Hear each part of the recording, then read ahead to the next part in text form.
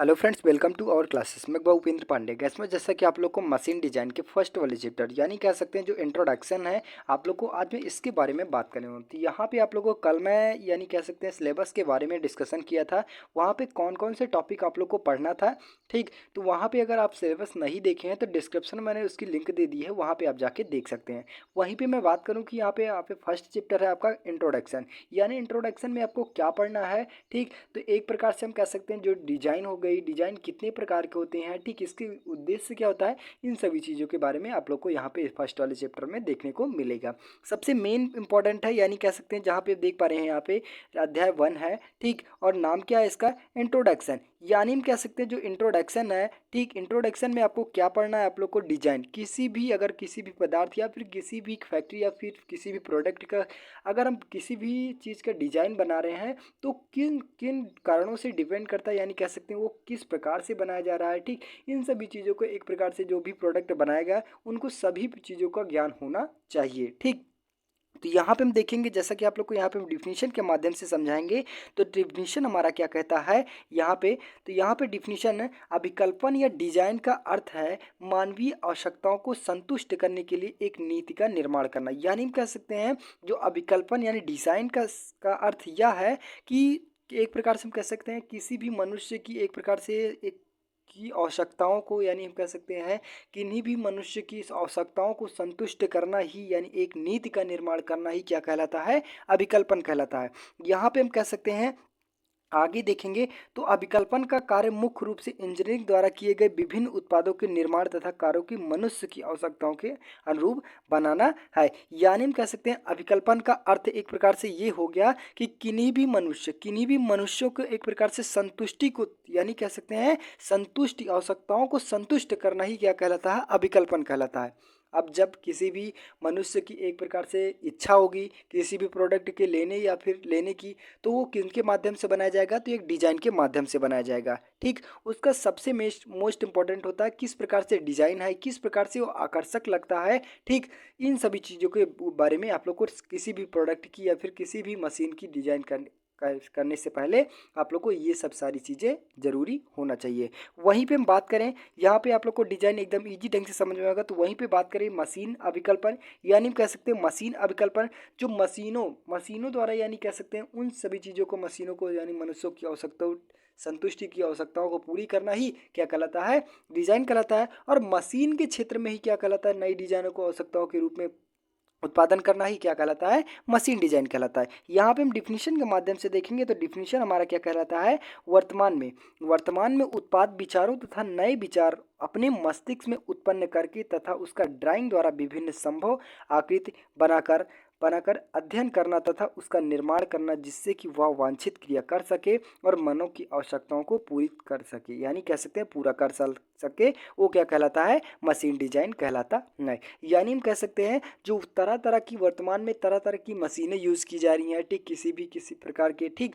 तो यहाँ पे आप लोग को एक प्रकार से हम कह सकते हैं उन सभी चीज़ों को पूरा विधिवत सही ढंग से अध्ययन करना और अध्ययन करने के बाद मानव की आवश्यकताओं को, यानी आवश्यकताओं को संतुष्ट करना ही ये क्या कहलाता है, कि इनके अंतर्गत आ जाता है, तो मशीन के अभिकल्पन के अंतर्गत आ जाता है, यानी मशीन डिजाइन के अंतर्गत आता है। वहीं पे नेक्स्ट टॉपिक आता है तो मशीन का अभिकल्पन के प्रकार, यानी हम कह सकते हैं जो एक प्रकार से उनका प्रकार कौन कौन से होते हैं, तो यहाँ पे हम देखेंगे। यानी फर्स्ट कहता है तो पहले उत्पादन, यानी कह सकते हैं जो पहले से उपलब्ध डिजाइन का नवीकरण करके, यानी हम कह सकते हैं यहाँ पे इसका कहने का मतलब ये है अगर किसी भी मशीन को या फिर किसी भी प्रोडक्ट को बनाया गया है तो उनके भांति या फिर कह सकते हैं उनमें कुछ सुधार लाके ही किसी भी प्रोडक्ट को बनाना ही क्या कहलाता है, पहले से उत्पाद उपलब्ध डिजाइन का नवीनीकरण करना, ठीक। वहीं पे उन्नत डिजाइन क्या कहलाता है, उन्नत डिजाइन किसके अंतर्गत आता है, तो यहाँ पे हम कह सकते हैं किसी भी चीज को बनाने से पहले एक प्रकार से उनमें ज़्यादा से ज़्यादा लाभ कमाना, ठीक। लाभ कमाना ही क्या कहलाता है, उन्नत डिजाइन। वहीं पे नया डिजाइन किसी भी प्रोडक्ट को एक नए रूप से ही आकार देना ही ये क्या कहलाता है, नया डिजाइन कहलाता है। वहीं पे नेक्स्ट टॉपिक आता है तो जैसा कि आप लोग को यहाँ पे देखेंगे तो नेक्स्ट टॉपिक आता है, तो यानी यहाँ पे डिजाइन की आवश्यकता क्यों पड़ी, हम कह सकते हैं यानी नेसेसिटी ऑफ डिजाइन, डिजाइन की आवश्यकता क्यों पड़ी हमें, ठीक, यहाँ पे हम कहने का मतलब है अगर किसी भी कार को किसी भी मशीन को बनाने से पहले हम उन सभी चीज़ों की आवश्यकताओं यानी कह सकते हैं उन सभी चीज़ों के बारे में अध्ययन कर लेंगे तो वो बनने वाला हमारा उत्पाद एकदम सही और सुदृढ़ ढंग से बनेगा और मुझे कार्यकारी प्राप्ति यानी कह सकते हैं उनमें अनावश्यक पदार्थ भी नहीं लगेगा। तो इनके कारण ही क्या कहलाता है एक डिजाइन की आवश्यकता पड़ने लगी। ठीक, यहाँ पे हम देखेंगे डिफिनीशन के माध्यम से। डिफिनीशन हमारा क्या कहलाता है, एक नई व अच्छी मशीन का निर्माण करने का उद्देश्य। यानी हम कह सकते हैं किसी भी मशीन का बनाने का उद्देश्य यह है, डिजाइन का आवश्यकताओं का उद्देश्य यह है कि उससे बनने वाला जो उत्पाद कम लागत का हो तथा मशीन का प्रयोग मितव्ययी तथा मानव सेवा के लिए श्रेष्ठ हो। यानी जो बनने वाला पदार्थ है वो सस्ते ही में बन जाए और मितव्ययी मतलब कह सकते हैं एक प्रकार से वो सही रूप से कम दाम में और ज़्यादा से ज़्यादा मजबूती, ठीक, ऐसा होना चाहिए। तथा मानव की श्रेष्ठ यानी कह सकते हैं मानव की आवश्यकताओं को पूरी करने वाले होने वाले चाहिए। तथा एक अच्छे डिजाइन में मशीन का अमुक उत्पाद के निर्माण करने वाले चुनौती का सामना करने के लिए डिजाइन की आवश्यकता पड़ी। यानी हम कह सकते हैं अगर किसी एक मशीन का निर्माण करते हैं, ठीक, उनका निर्माण करते हैं और उनकी आवश्यकताओं यानी कह सकते हैं उनका पहले से अध्ययन कर लें, ठीक, उन सभी चीज़ों को, तो यहाँ पे हम कह सकते हैं एक मशीन के माध्यम से कई सारे प्रोडक्ट को बनाए जा सकते हैं।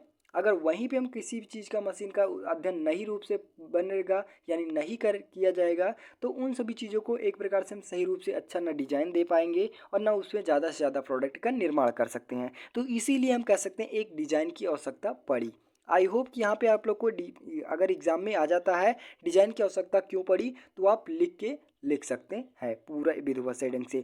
वहीं पे हम कह सकते हैं तो डिजाइन किए गए तथा ना किए गए उत्पाद की तुलना, यानी हम कह सकते हैं यहाँ पे एक प्रोडक्ट ले लिया गया डिजाइन से पहले यानी डिजाइन पहले यानी कह सकते हैं डिजाइन करने से पहले उसे कुछ ना कुछ जानकारी प्राप्त कर ली जाए गई और वहीं पे नए प्रोडक्ट को बनाया गया, वहाँ पे कोई भी जानकारी नहीं है। अब सबसे पहले बात किया जाए यहाँ पे ये प्रोडक्ट की और ये प्रोडक्ट की क्वालिटी क्या है होगी।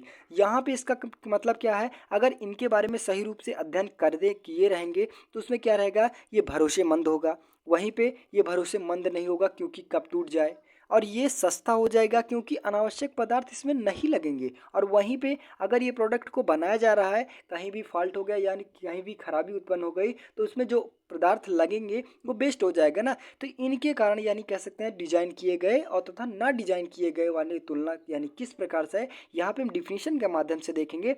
तो डिफिनीशन हमारा क्या कहलाता है, यहाँ पे डिजाइन किए गए तथा उत्पाद से अधिक भरोसेमंद होने, यानी कह सकते हैं जो एक डिजाइन की गई यानी पहले हम डिजाइन किसी भी प्रोडक्ट या फिर किसी भी मटेरियल्स का कर लेते हैं तो क्या हो जाएगा हमारा भरोसेमंद होगा। वहीं पे नेक्स्ट आता है तो डिजाइन किए गए यानी डिजाइन क्रिया द्वारा उत्पाद के मानक अनुरूप होगा, यानी जो डिजाइन किया गया उत्पाद होगा वो मानक एक स्टैंडर्ड लेवल में होगा। ठीक, वहीं पे नेक्स्ट आता है तो डिजाइन किए उत्पाद में स्नेह की अधिक उचित व्यवस्था होगी।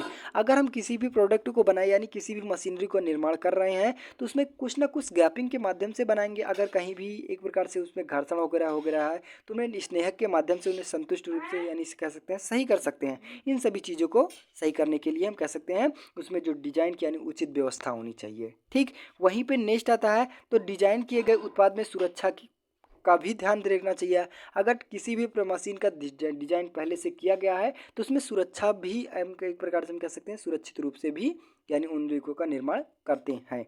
वहीं पे नेक्स्ट आता है तो डिजाइन किए गए उत्पाद का सर्वप्रथम यानी पदार्थ सर्वोत्तम तथा लागत कम होता है। अगर हम किसी भी मशीन का डिजाइन सबसे पहले कर लेते हैं तो जो उसमें उत्पाद का लागत होगा वो कम लगता है। ठीक, तो आई होप गाइस यहाँ पे आप लोग को एक प्रकार से हम कह सकते हैं जो डिजाइन किए गए तथा न किए गए उसके उत्पाद की तुलना किस प्रकार से होनी चाहिए तो आप लोग को समझ में आएगा होगा, आई होप। ठीक, वहीं पे नेक्स्ट आता है तो जो एक प्रकार से हम कह सकते हैं अभिकल्पन की सामान्य विधियां।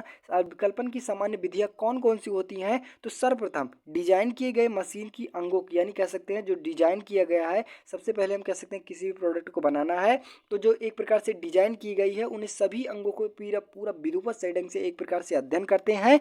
नेक्स्ट वहीं पे आता है तो यहाँ पे देखेंगे जैसा कि आप लोग को डिजाइन के उन यंत्र विन्यासों का चयन किया जाना चाहिए जो घटित यानी सापेक्ष गति पर उपलब्ध हो, यानी कह सकते हैं डिजाइन का पदार्थ यानी मेटल उस प्रकार से चयनित किया जानी चाहिए कि बराबर यानी सही रूप से वो उपलब्ध होना चाहिए।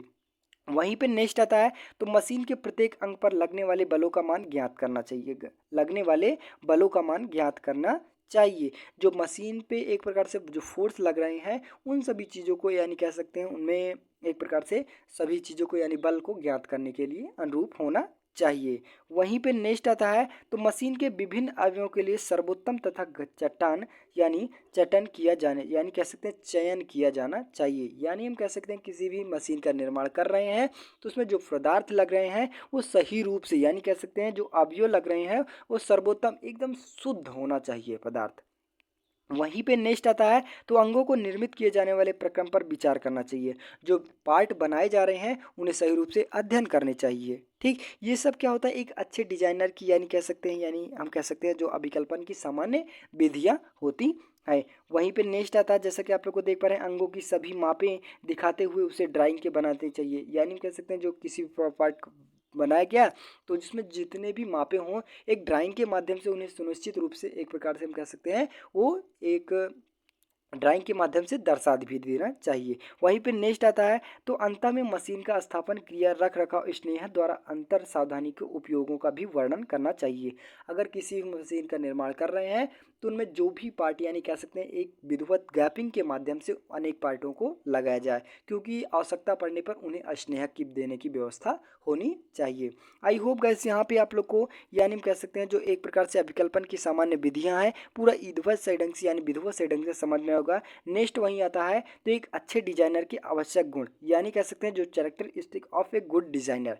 ठीक, इनमें कौन कौन से गुण होना चाहिए तो सबसे पहले आता है तो पिछला अनुभव होना चाहिए। अगर किसी भी प्रोडक्ट को बनाया जा रहा है या फिर किसी भी कंपनी में काम किया गया हो उन सभी चीज़ों को यानी कह सकते हैं पूरा विधिवत सही ढंग से उन सभी पार्टों को बनाने से पहले उन्हें एक प्रकार से सही रूप से अध्ययन होना चाहिए। ये सब क्या होता है पिछले अनुभव के अंतर्गत आ जाता है। वहीं पे यथार्थ ज्ञान होना चाहिए। यथार्थ ज्ञान का मतलब क्या है कि यहाँ पे कि किसी भी प्रोडक्ट को ख़राब हो रहा है तो उन्हें किस प्रकार से शुद्धिकरण किया यानी कह सकते हैं अनावश्यक पदार्थों को आवश्यक पदार्थों को अनावश्यक पदार्थ में अनावश्यक पदार्थों को आवश्यक पदार्थ में बदलना ही क्या कहलाता है यथार्थ ज्ञान का यानी कह सकते हैं उन सभी चीज़ों को यथार्थ ज्ञान होता है।